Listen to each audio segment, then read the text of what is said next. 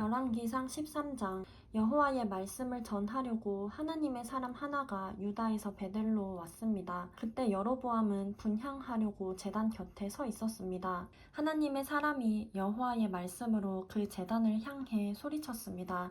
오 제단아, 제단아, 여호와께서 말씀하신다. 요시야라는 아들이 다윗의 집에 태어날 것이다. 그가 내 위에서 분향하는 산당의 제사장들을 내 위에서 제물로 바칠 것이요, 내 위에서 사람들의 뼈를 태울 것이다.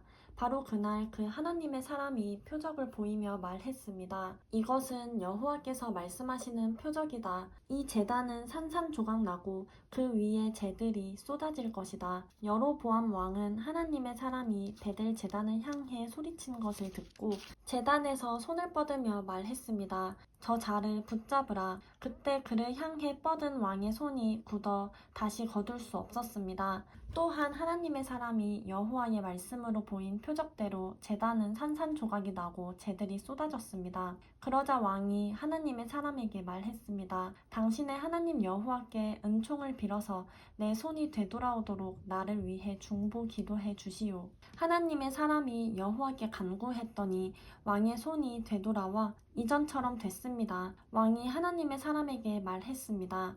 내 집으로 가서 함께 좀 쉬시오. 내가 당신에게 상을 주겠소. 그러나 하나님의 사람이 왕에게 대답했습니다. 왕이 내게 왕 소유의 2분의 1을 준다 해도 나는 왕과 함께 가지 않겠습니다. 또 여기서는 빵도 먹지 않고 물도 마시지 않겠습니다. 너는 빵도 먹지 말고 물도 마시지 말고 내가 왔던 길로 돌아가지도 마라. 라는 여호와의 명령을 내가 받았기 때문입니다. 그러고는 베델로 왔던 길이 아닌 다른 길로 돌아갔습니다. 당시에 베델에는 나이 많은 한 예언자가 있었습니다. 그의 아들들이 와서 하나님의 사람이 그날 베델에서 한 일을 모두 그에게 말해 주었습니다. 그들은 또한 그가 왕에게 한 말에 대해서도 그 아버지에게 이야기했습니다. 그 아버지가 그들에게 물었습니다. 그가 어떤 길로 갔느냐? 그 아들들이 유다에서 온 하나님의 사람이 어느 길로 갔는지 보았기 때문입니다. 그러고는 그가 아들들에게 말했습니다. 나귀에 안장을 얹으라. 그들이 나귀에 안장을 얹자 그는 나귀를 타고 하나님의 사람을 따라갔습니다. 예언자는 상수리나무 아래에 앉아있는 그를 발견하고 물었습니다. 당신이 유다에서 오신 하나님의 사람입니까? 그가 대답했습니다. 그렇소. 그러자 그 예언자가 그에게 말했습니다. 내 집으로 가서 함께 빵을 좀 드십시다. 하나님의 사람이 말했습니다.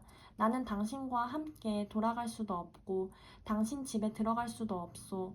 또 이곳에서는 빵도 먹을 수 없고 물도 마실 수 없소. 여호와의 말씀이 내게 너는 빵도 먹지 말고 물도 마시지 말고 내가 온 길로 돌아가지도 마라 라고 하셨기 때문입니다. 늙은 예언자가 대답했습니다. 나도 당신과 같은 예언자입니다.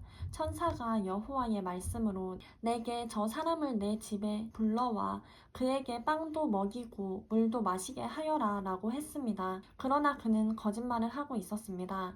그리하여 하나님의 사람은 그와 함께 돌아가 그 집에서 빵을 먹고 물을 마셨습니다. 그들이 식탁에 앉아 있는데 여호와의 말씀이 그를 데려온 늙은 예언자에게 임했습니다. 그가 유다에서 온 하나님의 사람에게 소리쳤습니다. 여호와께서 말씀하신다.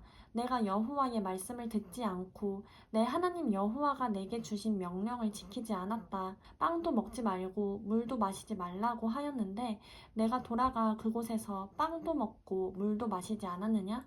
그러니 내 시체가 내 조상들의 무덤에 들어가지 못할 것이다. 하나님의 사람이 다 먹고 마신 뒤 그 예언자는 자기가 데려온 하나님의 사람을 위해 나귀에 안장을 얹었습니다. 그 하나님의 사람이 길을 가는데 가는 길에 사자를 만나 죽임을 당했습니다. 그의 시체가 길에 나뒹굴었고 나귀와 사자가 함께 그 곁에 서 있었습니다. 그곳을 지나가던 사람들이 시체가 길에 나뒹굴고 시체 곁에 사자가 서 있는 것을 보고 가서 그 늙은 예언자가 살고 있는 성에 알렸습니다. 잘 가고 있던 하나님의 사람을 데려왔던 예언자는 그 소식을 듣고 말했습니다. 그는 여호와의 말씀을 듣지 않은 하나님의 사람이다. 그러므로 여호와께서 그를 사자에게 넘겨주셔서 사자가 그를 찢어 죽인 것이니 여호와께서 그에게 말씀하신 대로 됐다.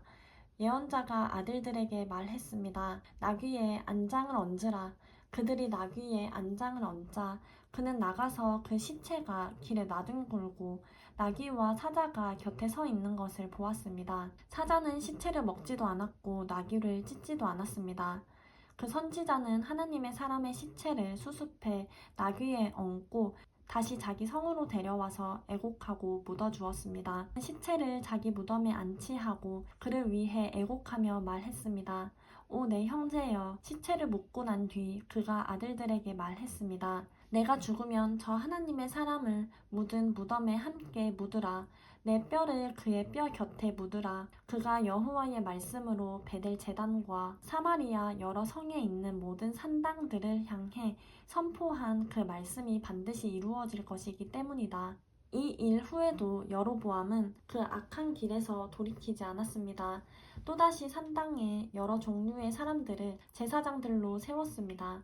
누구든 원하기만 하면 그가 구별해 산당의 제사장으로 삼았습니다. 이것이 여로보암의 집의 죄가 돼 결국 그 집은 이 땅 위에서 끊어져 멸망에 이르게 됐습니다.